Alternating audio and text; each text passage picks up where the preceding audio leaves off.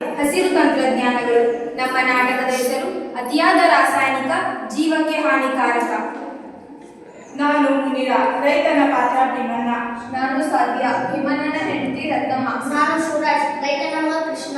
ನಾನು ಪದ್ಮಾವತಿ, ಡಾಕ್ಟರ್ ಪಾತ್ರ ದಿವ್ಯ. ನಾನು ಹರ್ಷ, ಸಂದರ್ಶಕಿ ಪಾತ್ರ ಟೀಮಯ. ನಾನು ಅರ್ಪಿತಾ, ಖ್ಯಾತ ಪರಿಸರವಾದಿ ನಿವಿರಾದ.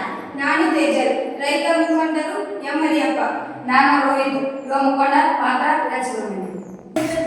ಜಡಿಯ ಕಾಡುಗಳ ರಾಶಿಯಾಗಿ ಎಲ್ಲರಿಗೂ ವಸತಿ ಕಾಡುಗಳೆಂದು ತೋರಿಸಿ ಸಾಗಿದೆ ಬದುಕಿನ ಖುಷಿ.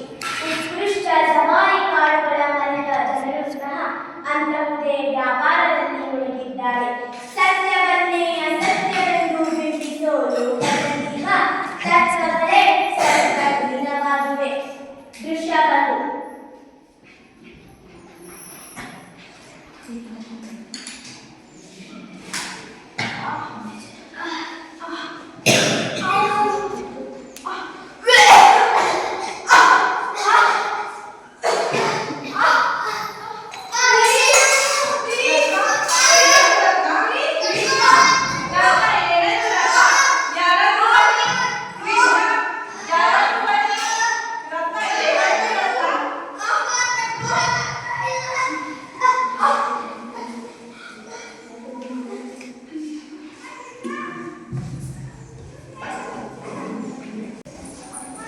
ಡಾಕ್ಟರ್ ನೋಡಿ, ಹೀಗೆ ಹೇಳೋದಲ್ಲ. ಪೇಷಂಟ್ ಕಂಡೀಷನ್ ಸ್ವಲ್ಪ ಸೀರಿಯಸ್ ಆಗಿಲ್ಲ.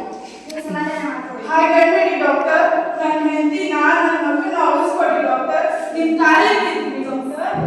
ನನ್ನ ಕೈಗೆ ಏನೂ ಇಲ್ಲ, ಎಲ್ಲ ದೇವರ ಕೈಗೆ. ನನ್ನ ಪ್ರಯತ್ನ ನಾನು ಮಾಡ್ತೀನಿ, ನೀವು ಸಮಾಧಾನ ಮಾಡ್ಕೊಳ್ಳಿ. ಒಂದು ಗಂಟೆಯ ನಂತರ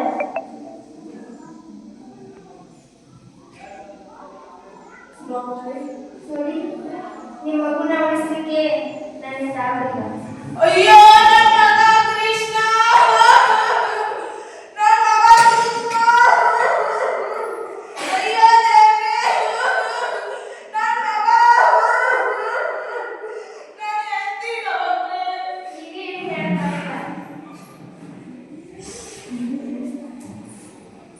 3 ಗಂಟೆಯ ನಂತರ ನೋಡಿ, ಈಗ ನೀವು ಹೆಂಡತಿನ ನೋಡ್ಬೋದು. ದೇವ್ರ ದಯೆಯಿಂದ ನನಗೆ ಸ್ವಲ್ಪ ಸಾಧಿಸ್ತಾ ಇದೆ. ಸರಿ ಡಾಕ್ಟರ್.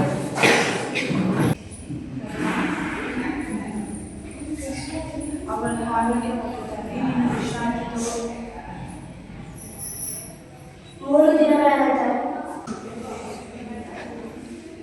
ಈ ಕೃಷ್ಣಲ್ಲಿ ಕಾಣಿಸ್ತಾ ಇಲ್ಲ. ಅಯ್ಯೋ ಏನಾಯ್ತು? ಕೃಷ್ಣ ಹೇಳಿ. ಆ ದೇವರು ನನಗೆ ಮೋಸ ಮಾಡಿ ಕೃಷ್ಣ ಹೇಳಿ. ಅವನು ನಮಗೆಲ್ಲ ಬಿಟ್ಟು ಹೋಗ್ಬಿಟ್ಟ. ಅಯ್ಯೋ ಕೃಷ್ಣ, ಅಯ್ಯೋ ನನ್ನ ಮಗು, ನನ್ನ ಮಗು, ಅಯ್ಯೋ ನನ್ನ ಮಗು, ಅಯ್ಯೋ ನನ್ನ ಕರ್ಕೊಂಡು ಹೋಗಿ, ಅಯ್ಯೋ ನನ್ನ ಮಗು.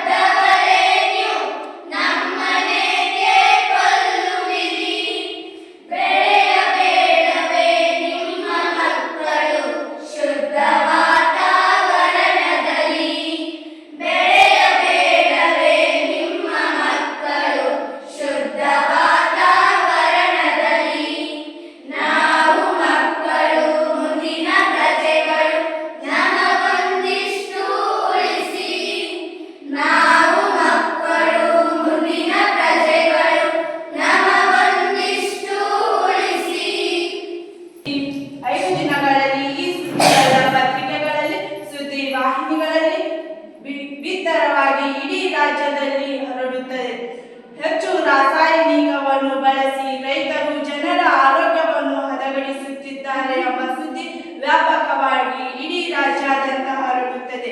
ಇದರ ಕುರಿತಾಗಿ ಒಂದು ಚಾನೆಲ್ನಲ್ಲಿ ಬುದ್ಧಿಜೀವಿಗಳ ವಿಚಾರ ನಡೆಯುತ್ತಿರುವ ದೃಶ್ಯ. ನಮಸ್ಕಾರ ವೀಕ್ಷಕರೇ, ಇಂದಿನ ಚಿಂತನ ಮಂಥನ ಕಾರ್ಯಕ್ರಮಕ್ಕೆ ಸರ್ವರಿಗೂ ಆದರಣೀಯ ಸ್ವಾಗತ ಸುಸ್ವಾಗತ. ವೀಕ್ಷಕರೇ, ನಿಮಗೆಲ್ಲ ತಿಳಿದಿರುವಂತೆ ಕರ್ನಾಟಕ ರಾಜ್ಯದಲ್ಲಿ ಸಂಚಲನವನ್ನೇ ಸೃಷ್ಟಿಸಿದ ಸುದ್ದಿಯೆಂದರೆ ರೈತನ ಮಗ ಅವರ ತಂದೆ ಅವರದ್ದ ಹೊಲದಲ್ಲಿ ಬೆಳೆದ ತರಕಾರಿನ ಮಾಡಲು ಎಂದು ಮೃತಪಟ್ಟಿದ್ದು.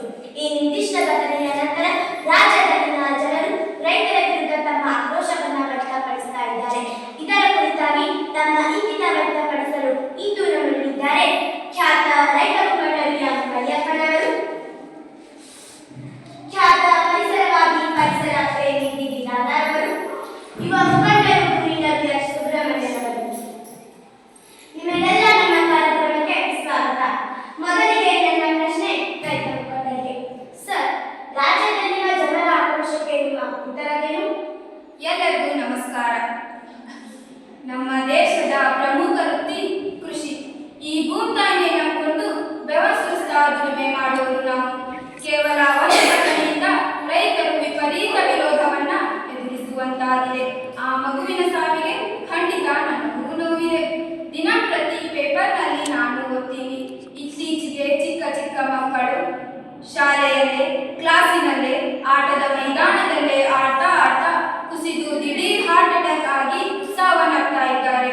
ಮೊಬೈಲ್ ಚಟಕ್ಕೊಳಗಾಗಿ ವಿವಿಧ ಚಟಗಳಿಗೆ ದಾಸರಾಗಿ ಖಿನ್ನತೆಗೊಳಗಾಗಿ ಆತ್ಮಹತ್ಯೆಗಳನ್ನು ಮಾಡಿಕೊಳ್ತಾ ಇದ್ದಾರೆ.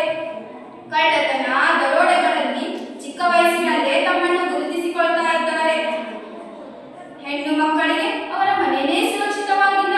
2 ವರ್ಷ 3 ವರ್ಷದಲ್ಲಿ ಎಳೆಕಂದಮ್ಮಗಳ ಮೇಲೂ ಹಣ್ಣು ಮುದುಕಿಯರ ಮೇಲೂ ಅತ್ಯಾಚಾರಗಳು ನಡೀತಾ ಇವೆ. ಪರಿಚಿತರು ಸಂಬಂಧಿಗಳಿಂದಾನೇ ಕೊಲೆ ಮೋಸ ನಡೀತಾ ಇವೆ. ಈ ಎಲ್ಲ ಸಂದರ್ಭದಲ್ಲಿ ಸುಮ್ಮನೆ ಇರೋ ಜನ ಅದ್ಯಾಕೆ ರೈತರ ಮೇಲಿನ ಆಕ್ರೋಶ ವ್ಯಕ್ತಪಡಿಸ್ತಾ ಇದ್ದಾರೆ? ಅಲ್ರಿ, ಏನ್ರಿ ಮಾತನಾಡ್ತ? ನೀವು ಹೇಳಲ್ಲ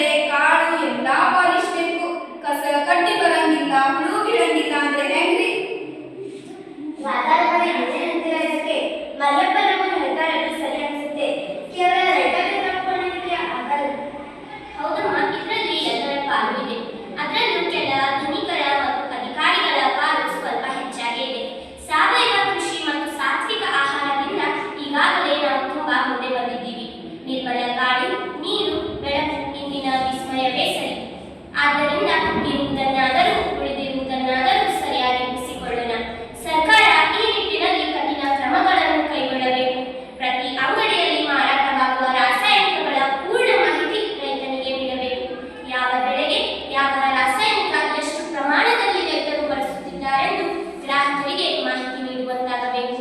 ಸಾವಯವ ಕೃಷಿ ಪಾಲಿಸುವ ರೈತರಿಗೆ ಧನ ಸಹಾಯ ನೀಡಬೇಕು. ಉಚಿತ ಬೆಳೆ ವಿಮೆ ದೊರೆಯುವಂತಾಗಬೇಕು.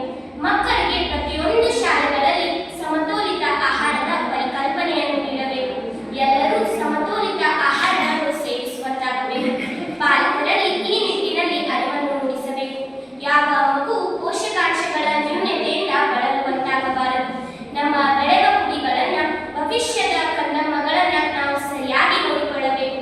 ಅವರಿಗೂ ನಿರ್ಮಲ ಗಾಳಿ, ನೀರು, ಬೆಳಕು ದೊರೆಯುವಂತಾಗಬೇಕು. ಹೌದು ಹೌದು, ನಾವು ಕೂಡ ಕಿವಿರಾದವರ ಮಾತುಗಳನ್ನು ಬೆಂಬಲಿಸ್ತೀವಿ. ಹೌದು ಹೌದು, ಅವರ ಮಾತು ಸರಿ ಇದೆ. ನಾವು ಕೂಡ ಬಿವಿರಾದವರ ಮಾತನ್ನ ಬೆಂಬಲಿಸ್ತೀವಿ. ವೀಕ್ಷಕರೇ, ಸರ್ಕಾರಗಳು ಸಹಿತ ಈ ನಿಟ್ಟಿನಲ್ಲಿ ಜಾಗೃತಿ ತರುವ ಕಾರ್ಯಕ್ರಮಗಳನ್ನು ಈಗಾಗಲೇ ಕೈಗೊಂಡಿದೆ. ಪ್ರತಿ ಅಂಗನವಾಡಿಯಲ್ಲಿ ಪೌಷ್ಟಿಕ ಆಹಾರ ವಿತರಣೆ, ಪ್ರತಿ ಶಾಲೆಗಳಲ್ಲಿ ಮಧ್ಯಾಹ್ನ ಬಿಸಿಯೂಟ ಯೋಜನೆ, ವಸತಿ ಶಾಲೆಗಳಲ್ಲಿ ಪೌಷ್ಟಿಕ ಆಹಾರ ವಿತರಣೆ, ಸರ್ಕಾರಿ ಆಸ್ಪತ್ರೆಗಳಲ್ಲಿ ಬಡ ರೋಗಿಗಳಿಗೆ ಶುದ್ಧವಾದ ಆಹಾರ ಪೂರೈಕೆ, ರೈತರಿಗೆ ಬೆಳೆ ವಿಮೆ, ಉಚಿತ ವಿದ್ಯುತ್, ವಿವಿಧ ರೀತಿಯ ಸಾಲ ಮನ್ನಾಗಳು, ವಿವಿಧ ರೀತಿಯ ಸಬ್ಸಿಡಿ ಯೋಜನೆಗಳು, ಹೀಗೆ ಹತ್ತಾರು ಕಾರ್ಯಕ್ರಮಗಳನ್ನು ನಡೆಸಿ ರಾಜ್ಯದ ಜನರ ಹಿತವನ್ನ ಕಾಯ್ತಾ ಇದೆ. ಇದರ ಜೊತೆಗೆ ನಮ್ಮೆಲ್ಲರ ಅಭಿಮತದಂತೆ ಅತಿಯಾಗಿ ರಾಸಾಯನಿಕಗಳ ತಯಾರಿಕೆ, ಪೂರೈಕೆ, ಸಾಗಾಣಿಕೆ, ಮಾರಾಟ ಮತ್ತು ಬಳಕೆಗಳನ್ನ ಕಟ್ಟುನಿಟ್ಟಾಗಿ ನಿಯಂತ್ರಿಸಲೇಬೇಕೆಂಬ ಮನವಿಯನ್ನ ಇಂದು ಈ ವಾಹಿನಿಯ ಮೂಲಕ, ಈ ಕಾರ್ಯಕ್ರಮದ ಮೂಲಕ ಸಲ್ಲಿಸ್ತಾ ಇದ್ದೇವೆ. ಎಲ್ಲರಿಗೂ ಧನ್ಯವಾದಗಳು. ನಿಲ್ಲಿಸಿ ನಿಲ್ಲಿಸಿ, ಅತಿಯಾದ ರಾಸಾಯನಿಕಗಳ ಬಳಕೆ ನಿಲ್ಲಿಸಿ. ತಿನ್ನೋ ಅನ್ನಕ್ಕೆ ವಿಷ ಬೆರೆಸುವುದನ್ನ ತಡೆಗಟ್ಟಿ ಎಳೆ ಕಂದಮ್ಮಗಳ ಜೀವ ಉಳಿಸಿ. ನಿರ್ಮಲ ಗಾಳಿ, ನೀರು, ಬೆಳಕು ಪ್ರತಿ ಮಗುವಿನ ಹಕ್ಕು. ಮನುಕುಲವನ್ನು ಉಳಿಸಿ. ಕಾಪಾಡಿರಿ ಜನರನ್ನು, ಅವರ ಆರೋಗ್ಯವನ್ನು, ಸುಸ್ಥಿರ ಕೃಷಿಯನ್ನು ನಿಮ್ಮದಾಗಿಸಿ. ರಕ್ಷಿಸಿ ಮಾತೆಯನ್ನು ಸಂರಕ್ಷಿಸಿ, ಅವಳ ಒಡಲು ಸದಾ ಹಸಿರಿನಿಂದ ಕಣದಲಿಸಲಿ. ನಾವೆಲ್ಲರೂ ಒಂದಾಗಿ ಸಾಗೋಣ, ನಮ್ಮನ್ನು ನಾವು ರಕ್ಷಿಸಿಕೊಳ್ಳೋಣ. ಹೇಳಿ ಎದ್ದೇಳಿ, ಹಕ್ಕಿಗಳ